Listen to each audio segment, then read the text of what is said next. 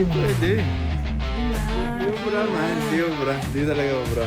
Medyo pinagkaguluhan tayo. So sa message request natin, and Buyer natin na isa, medyo mabilis.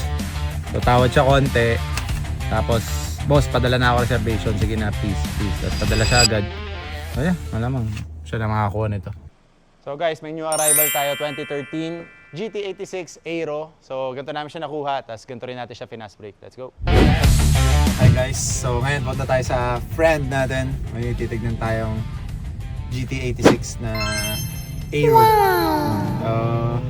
Rare to kasi ano siya eh. Matic? Matic. Yes, Matic. Rare siya kasi may mga red accents yung interior. Parang yung nakarang binenta natin na ano, na low mileage.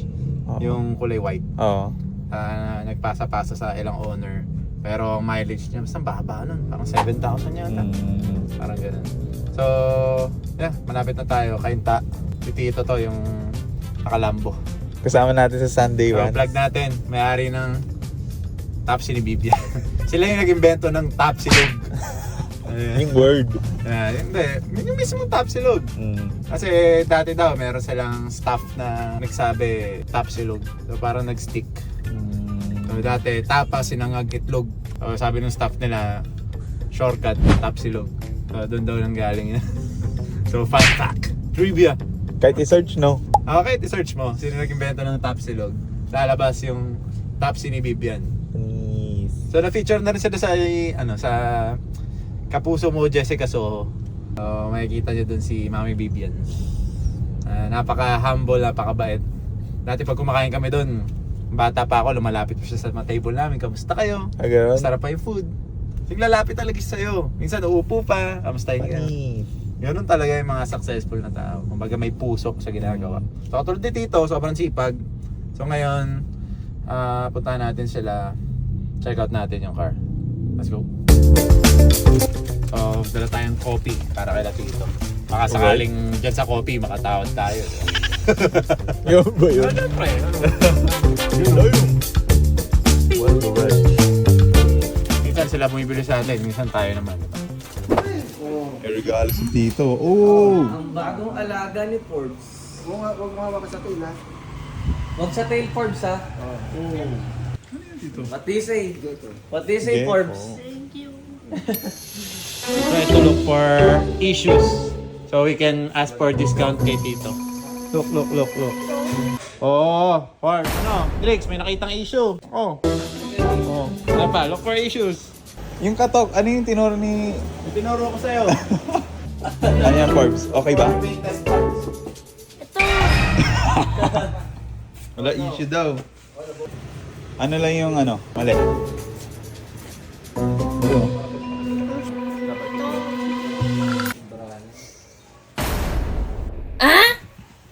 Ano? Selan Forbes ah. Sabi niya ito.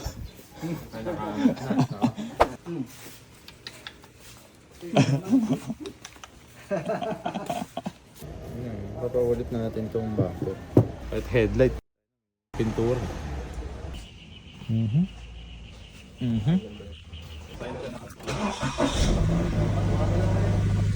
Pag Aero, iba din yung steering wheel. May red trims. Tapos itong mga handle. Pag aero, may ganito yung mga fabric. Oh. Dalawa susi. Ano susi? Ito carbon. Hindi siya carbon pero... Uy! Wag! Wag ganyan. Mabait to. Ano, Drix? Okay, ito mo lang. Drix! Yes, I'm here. Test drive! There's strange sounds coming from this. Stranger Things. Hell no, man. What the? Yan. Ayos na. Lakasan mo lang yan. Ayos na. Wala ka lang kalampag. Ganda pare. Kaya may ingay. Okay naman yung makina. Transmission, parang okay naman. Repainted yung bumper. So, pwede natin siyang pa-repaint sa front or fast brake natin sa mga front. Wala na may airbag. Check ko lang kung pumunta. Kasi repainted na yung bumper sa harap. Meron na lang Forbes dun sa court, sa basketball court. Hindi yan, but medyo something. Hindi. Kasi may repainted nga yung bumper sa harap. So, minsan kasi kahit mahinang bangga lang, puputok talaga. So, yung icon, di natin alam yung previous owner. Baka meron siyang pinagpagawan, tinatay niya lang yung airbag or sinabay sa battery. Pwede yun. Pero okay naman. So, kailangan mo lang to. Pari-up mo tong part na to. Ayusin natin yung pagkaka-paint ng bumper. Medyo may trabaho din. Isang ano, from buyer to seller. Hindi na ako tatawad. Mag-o-offer lang ako. Kung i-offer mo sa amin bro, yung same price na in-offer namin, okay lang. Pero kung ibang number bibigay mo, unless pataas, Tayo, Rodriguez. di ka Tayo kaya mo. pare. Sige. Sabihin mo nga sa akin yung sagad mo. Sabihin mo nga. Kasi, bulletproof. Two-tone. High mileage. Kumbaga, doesn't check the Forbes Capital. Correct. Oo sa'yo. So, kami na bahalang ano sa kanya. Sagad. Sagad, as in sagad.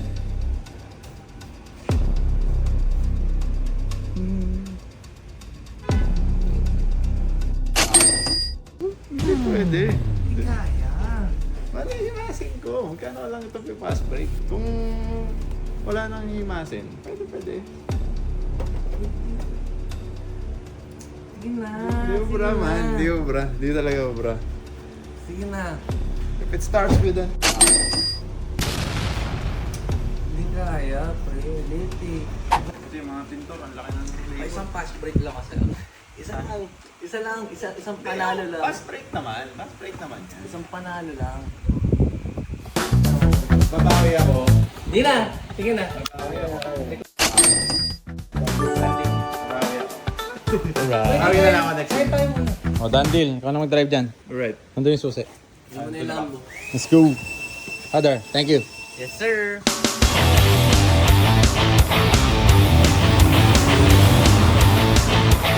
So, hinatid lang natin si Forbes. Pinost ko ng fast break yung 86. Medyo maraming sa atin, nag-inquire. Isipin nyo, below market tayo. Ang market niya is pinost lang natin ng nego pa yon. So, tumawad sa atin yung mga buyers. Binigay ko agad ng sagad. Medyo pinagkaguluhan tayo. Ay, tignan nyo daw.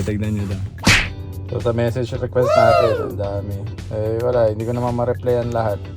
Gawa nga ng dami talaga nag-inquire. Tapos isa nag-send sa atin, ito si Misha. Send siya 30. Actually siya yung nauna. Pero meron din kay Kyle na nag-send daw. Saka may isa pa.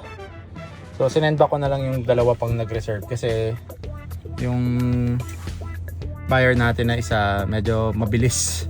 So tawad siya konti. Tapos, boss, padala na ako reservation. Sige na, please. Tapos padala siya agad. Kaya, malamang. Siya na makakuha nito.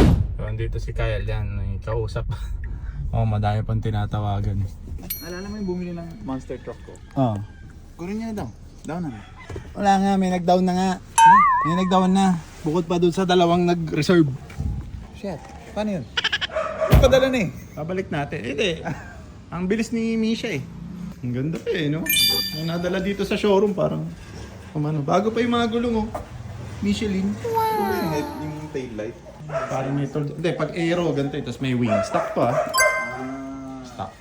So, reserve na to. Inantay na lang natin yung buyer. So guys, ano ba yung reason kung ba tayo nagpa-fast break? So, unang-una, puno tayo, no? So, marami pa tayo exotic. Pangalawa, kaya siya good price. May mga konting maliliit na issues na kailangan ng i-address. Katulad nung bumper. Di ba? May konti siyang mga kailangan i-retouch at ayusin. Another thing is upholstery. So although may gumagawa tayo nito, medyo jump pack pa kasi meron pa tayong mga project na iba. So kaya natin siya pa-fast break, medyo matatagalan para maharap natin siya. So we're giving way dun sa next na financer na siya na yung tatapos. Kumbaga fast break, tapos yun na yung lay up. Ganun yun. So not necessarily na may issue yung auto. Dahil galing naman to sa first owner, napakaayos naman ng mga pinanggalingan. Ang pogi ah. Ang pogi talaga oh. Pogi talaga oh. Binalik natin Pogi, yung mga reservation, dalawa pala yung nag-reserve. Salamat, boss. Lodok boys. Ten, ten, ten.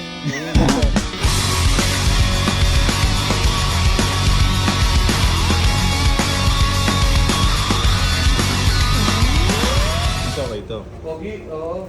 Pero yung paint namang paikot, yung bumper lang sa mga fender. Ayun, natiwala ako, di ko na-check to. Hindi, okay na yun. Ilang beses na ako bumili kay Moner eh. Pero declared naman, konting mga issues, kaya fast break, di ba? Okay, ikaw na bahala dyan, brother.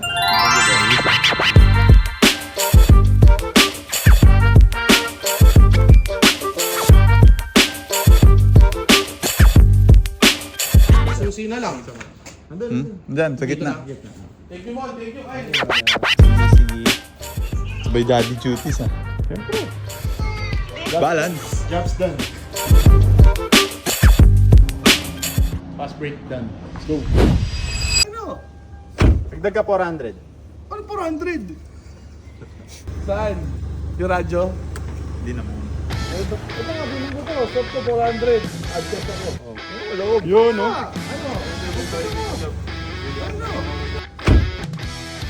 Sabi ka boss ha, dalawa bibilin mo ha. Ganda pala to. Advan nyo ba, oh? Oh, shake hand, shake hand.